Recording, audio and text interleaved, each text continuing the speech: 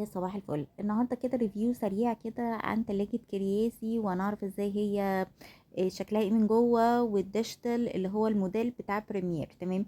والكنترول بانل بتاعتها بتشتغل ازاي، والتحكم بتاعها. كل حاجة هنشوفها ان شاء الله في التلاجة، بحيث تبقوا عارفين انتوا هتروحوا تجيبوا ايه.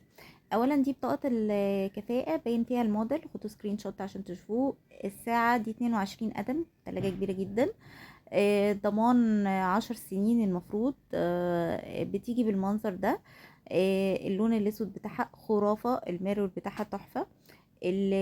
الديب فريزر من جوه بقى واسع جدا، اللي عجبني فيه قوي انه منور من جوه، في لمبة من جوه منوراه كويس قوي، يعني اللمبة قوية وشديدة. دي التلاجة اهي من تحت.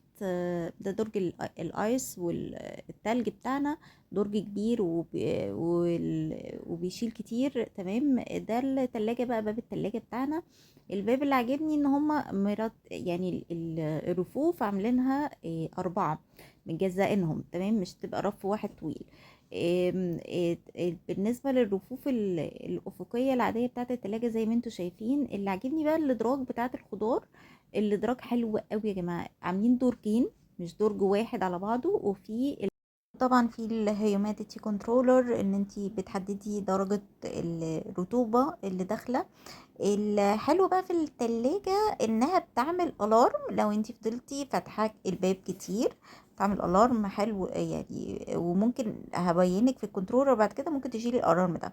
الحته الزرقاء اللي شفتوها دي اسمها ديودرايز. الديودرايز ده بيشيل الروايح اللي في التلاجة، بيعمل على ان الاكل ما يبقاش ليه ريحه. التلاجة طبعا نو فروست. دي بقى الكنترولر بتاعها. اول حاجه هنبتدي بالتشايلد لوك او قفل الاطفال، ده بنضغط عليه 5 ثواني، يعني نفضل ضاغطين يبتدي يظهر القفل. نفس الطريقه نضغط 5 ثواني القفل يتشال، عشان نقدر نتحكم في طول ما القفل موجود مش هنعرف نتحكم في الكنترول بتاع التلاجة. ده الالارم اللي كنت بقول لكم عليه، لما التلاجة تفضل مفتوحة يبقى في الارم كده. عايزين نشيله خالص مفيش مشاكل، شيلوه. لو انتوا تفضي حاجة، بتغسلي مش عايزة الألارم يزعجك، ممكن بتشيليه ساعتها. طيب ندخل بقى على التحكم اللي بعده، اللي هو الإيكو. أنا لما مجرد بشيل الإيكو ده والعلامة تختفي، بقدر إن أنا أتحكم في تبريد الفريدج اللي هي التلاجة، والفريز اللي هو الفريزر بتاع التلاجة. طول ما الايكو ده انا دايساه، ده بيقول للتلاجة اشتغلي في النظام اللي هو recommended، او النظام اللي هو ايه، اللي هو يعني النظام المناسب ليها، اللي هو التبريد اللي هو بيوفر في الطاقة. تمام.